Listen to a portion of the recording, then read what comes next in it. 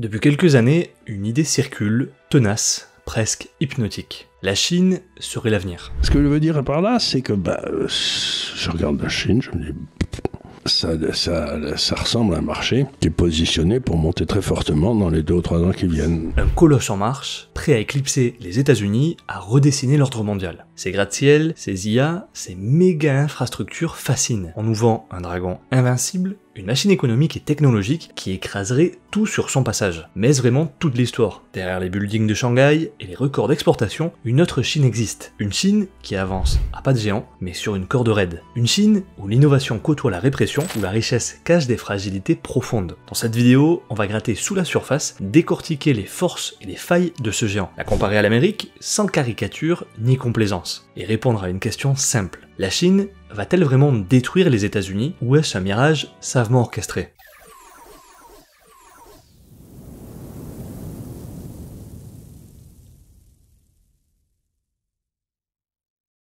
Une ascension époustouflante, mais pas sans limite.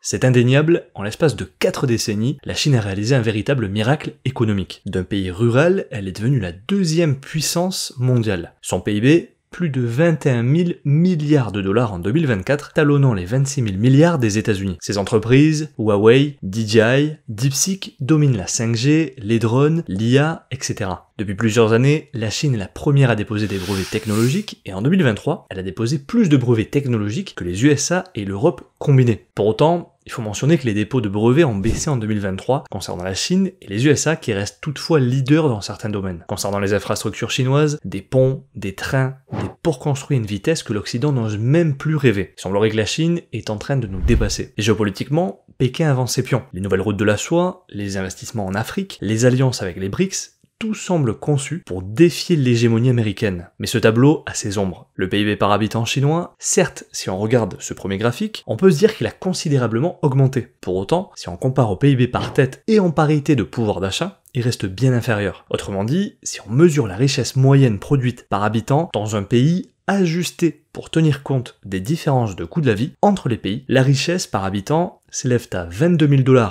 en Chine contre près de 75 000 $ aux États-Unis. En France, nous sommes à 54 000 $, et pour son voisin hongkongais, ils sont à plus de 64 000 $. La Chine brille, mais ses citoyens restent bien moins riches que les Américains. Et si elle innove, elle dépend encore des technologies étrangères, comme les semi-conducteurs, où Taïwan et les Pays-Bas gardent l'avantage. Bien que la Chine dépende encore massivement de Taïwan pour ses semi-conducteurs, elle pourrait être tentée de s'emparer de l'île pour sécuriser cet atout stratégique, mais une invasion risquerait paradoxalement de détruire ce qu'elle cherche à capturer, car TSMC ne peut pas fonctionner sans l'expertise étrangère, les machines néerlandaises et l'écosystème global qui la soutiennent. Autrement dit, même si la Chine contrôle physiquement TSMC, cela ne lui garantit même pas la maîtrise technologique, car les machines ultra précises, comme celles d'ASML et la collaboration internationale, sont indispensables à la production. Une guerre détruirait cette chaîne. Une chose est sûre, on se croirait revenu aux années 30, quand certains intellectuels occidentaux s'émerveillaient devant les aciéries soviétiques et les plans quinquennaux aveuglés par des chiffres aussi gonflés que les égos du Politburo. Aujourd'hui, la fascination a changé de drapeau. Des économistes prétendument libéraux, comme Charles Gave, encensent la Chine avec le même enthousiasme naïf. À les écouter, Pékin serait l'incarnation parfaite de l'efficacité économique, le titan du XXIe siècle. C'est non seulement exagéré, c'est presque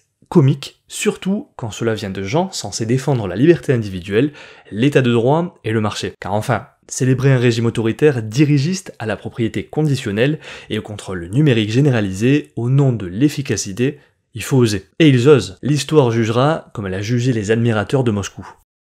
Les fissures de la machine chinoise. Pendant que ces mêmes analystes hypocrites occidentaux scrutent chaque frémissement du marché immobilier américain, très peu osent regarder ce qui se passe réellement en Chine, où la situation est d'une ampleur sans précédent et potentiellement bien plus explosive. La croissance chinoise a longtemps reposé sur l'immobilier, et aujourd'hui plus que jamais, c'est une bombe à retardement. Evergrande, géant du secteur, croule sous 300 milliards de dollars de dettes, des milliers de logements invendus s'entassent, des villes fantômes parsèment le pays. Les collectivités locales asphyxiés par la dette, peinent à financer leurs services. Pour se faire une idée, le marché immobilier chinois est le plus grand actif financier du monde, estimé à plus de 62 000 milliards de dollars. C'est plus que le PIB des États-Unis et de la zone euro combinée. Une montagne de béton et de dettes devenue le pilier central de la richesse des ménages chinois qui y ont placé près de 70% de leur patrimoine. Mais cette montagne est en train de s'effondrer. Depuis 2021, la Chine connaît la plus grande crise immobilière de l'histoire moderne. Les prix de l'immobilier ont chuté de plus de 20% à 30% dans certaines villes, et ce, malgré les mesures de soutien. Le marché de l'ancien s'écroule,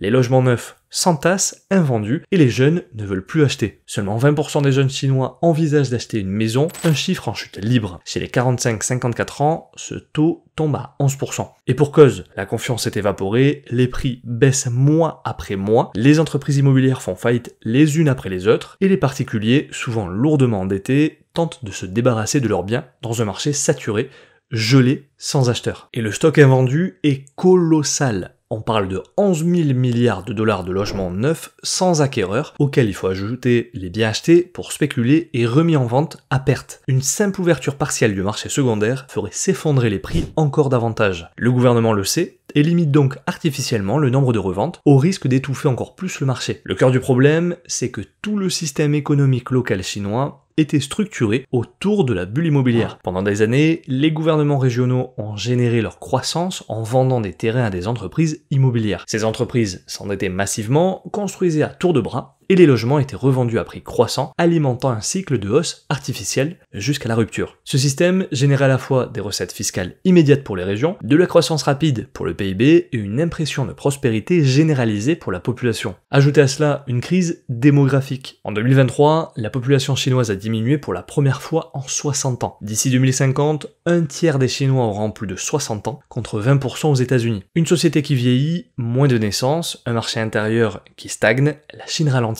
La vérité est simple, ce marché immobilier était la colonne vertébrale de la prospérité chinoise, il est aujourd'hui son point de rupture. Et si la Chine tombe, ce ne sera pas à cause d'un conflit avec Taïwan ou d'une guerre commerciale, mais à cause d'un effondrement intérieur bâti sur une illusion de richesse. Sa croissance, 5% en 2024, loin des 8% d'il y a 10 ans. En revanche, elle est devant les États-Unis qui stagnent à 2,8%, et ne parlons même pas de la zone euro qui se trouve à la traîne à 0,7%. L'Amérique a elle aussi ses problèmes, et notamment sa dette qui atteint de nouveaux records, s'élevant à plus de 36,22 trillions de dollars, c'est-à-dire 36 220 milliards de dollars. Mais son système financier est plus souple, sa démographie plus dynamique, et sa monnaie reste la référence mondiale. En ce qui concerne la guerre commerciale entre la Chine et les États-Unis, elle affecte les deux pays, mais la Chine en sort plus fragilisée à court et moyen terme. À savoir que cette guerre a commencé depuis 2018, et les États-Unis ont imposé des droits de douane sur des centaines de milliards de dollars de produits chinois, et la Chine a répliqué. Or, les États-Unis ont une économie plus diversifiée, un marché intérieur plus puissant, qui leur donne un levier financier unique. En 2024, l'impact cumulé de la guerre commerciale aurait coûté près de 1% de croissance annuelle à la Chine, selon plusieurs analystes,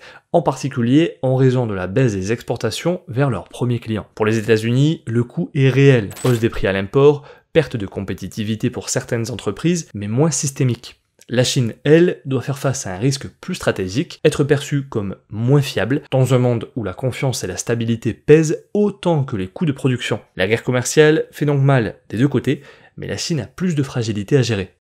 Contrôle total, liberté zéro.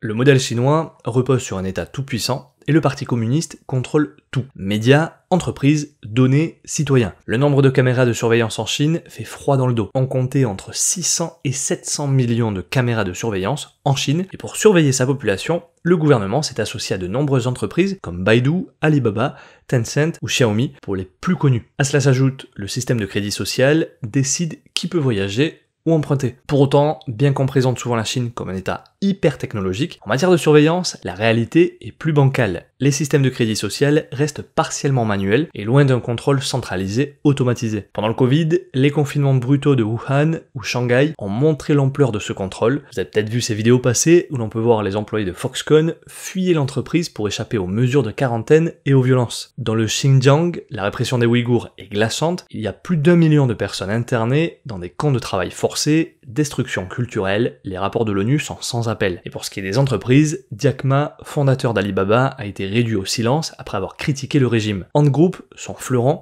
a vu son introduction en bourse s'aborder. Aux États-Unis, les GAFAM sont critiqués, mais ils opèrent librement, contrairement aux entreprises chinoises. Et en effet, selon certains spécialistes, dont le sinologue Alain Wang, en Chine, toute entreprise de plus de 50 personnes se voit obligée de compter en son sein un secrétaire général du Parti communiste. En Chine, l'État peut démanteler n'importe quelle entreprise sur un claquement de doigts. Et la liberté d'expression inexistante. Selon le dernier rapport d'Amnesty International sur les droits humains, on peut relever quelques points qui font clairement pas rêver. Liberté d'expression muselée par des lois vagues sur la sécurité nationale. Censure numérique, interdiction des expressions obscures, surveillance renforcée des téléphones, y compris des étrangers, répression des artistes, journalistes, universitaires. On est par exemple l'arrestation du documentariste Chen Pinlin, détention d'artistes comme Zhang Zhang. Les étudiants et militants chinois à l'étranger, Europe et Amérique du Nord sont souvent surveillés, censurés et leurs familles harcelées en Chine. Menaces d'exécution contre les militants pro-taïwanais. Bref, un régime autoritaire de plus en plus intrusif, et critiquer Xi Jinping, c'est risquer la prison. À écouter les autorités chinoises, tout semble sous contrôle, l'économie progresse avec une précision d'orfèvre. 5% de croissance, trimestre après trimestre, sans accroc. Une performance que même les pays les plus stables n'oseraient revendiquer. Mais à force d'être trop parfaite, cette croissance devient suspecte.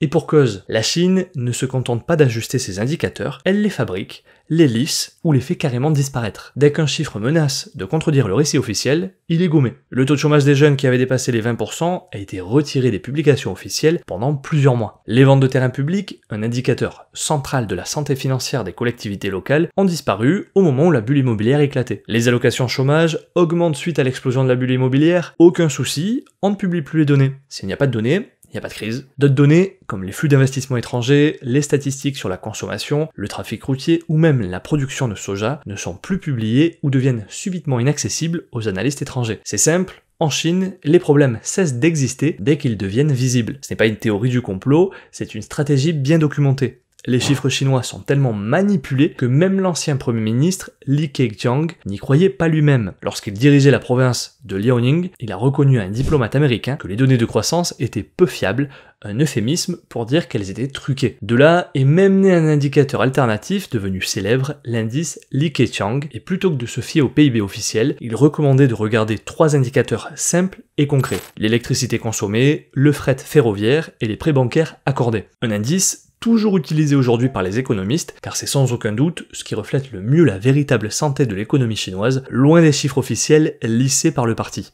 3 éléments beaucoup plus difficiles à manipuler et qui aujourd'hui témoignent d'un net ralentissement. Le plus ironique, la Chine mène actuellement une politique monétaire et budgétaire typique d'un pays en récession, tout en jurant que tout va bien. Et pourtant, malgré ces manipulations grossières, nombre de commentateurs occidentaux persistent à célébrer le modèle chinois comme s'il s'agissait d'une évidence rationnelle. Ce sont souvent les mêmes qui, à longueur de journée, dénoncent, à juste titre, les dérives de notre démocratie, corruption, technocratie, perte de sens, dette publique, effondrement de la confiance. Mais dans un tour de passe-passe intellectuel assez fascinant, ils deviennent soudain aveugles et muets dès qu'il s'agit de la Chine. Plus de critiques, plus de recul, plus de doute. Le régime chinois devient alors une sorte de mythe rassurant, celui d'un État efficace, visionnaire, discipliné. Un fantasme d'ordre dans un monde qu'il juge chaotique. Mais il y a là une hypocrisie criante. Car ce qu'il reproche à l'Occident, l'absence de transparence, la manipulation médiatique, concentration du pouvoir, la Chine l'incarne à un niveau bien plus brutal et systématique. Et plutôt que d'en tirer une mise en garde, ils s'en font les relais admiratifs. C'est à se demander s'ils ne confondent pas autorité et efficacité, censure et stabilité, croissance et grandeur. Et il est parfaitement légitime de critiquer les failles de nos démocraties occidentales, mais encenser un régime qui cache son chômage, ses statistiques, et réprime violemment toute contestation, c'est abandonner toute rigueur intellectuelle, à moins qu'il ne s'agisse plus de penser, mais simplement de fantasmer un modèle autoritaire qui fait ce que nos gouvernements n'osent plus faire, imposer sans discuter. Alors qu'on cesse de nous vendre ce rêve chinois comme un modèle rationnel, ce n'est pas de l'analyse, c'est de la propagande par fascination. Investir en Chine, un pari risqué. Beaucoup voient la Chine comme l'avenir économique, un pays qui va dépasser les États-Unis, imposer sa loi au monde. Mais ce rêve ignore les réalités. Oui, la Chine innove, oui, elle exporte. Mais c'est aussi un pays où l'État étouffe la créativité, où les libertés sont sacrifiées, où les risques économiques s'accumulent. Investir en Chine, pour moi, c'est non. Pas seulement par éthique face à la répression des Ouïghours ou à la censure généralisée, mais par pragmatisme. La Chine est notoirement opaque en matière de données, et ça concerne les chiffres économiques, les données sociales, sanitaires ou politiques. Bref, je ne place pas mon argent là où la transparence fait défaut et où l'on me cache des choses. Et pourquoi miser sur un pays où vos actifs peuvent être saisis, où les règles changent sans préavis? Les États-Unis, malgré leurs défauts, offrent un marché plus transparent et des institutions plus fiables. Ceux qui chantent les louanges de la Chine devraient se poser des questions. Un pays qui privilégie le contrôle à la liberté n'est pas un pari d'avenir. La Chine est un paradoxe. Un géant qui innove à une vitesse folle, mais qui enferme ses citoyens pour un mot de trop. Une puissance qui défile l'Amérique, mais qui vacille sous ses propres failles. Chaque usine high-tech, chaque record économique cache une vérité plus sombre, celle de régime oppressif, d'une société sous pression, d'une économie fragile. La Chine n'est ni un mirage, ni un futur maître du monde. C'est un acteur majeur, mais vulnérable. Et tant que Pékin choisira l'autorité plutôt que la liberté, le mythe du siècle chinois restera une belle histoire, rien de plus. La question est simple, à quel prix la Chine peut-elle vraiment gagner ?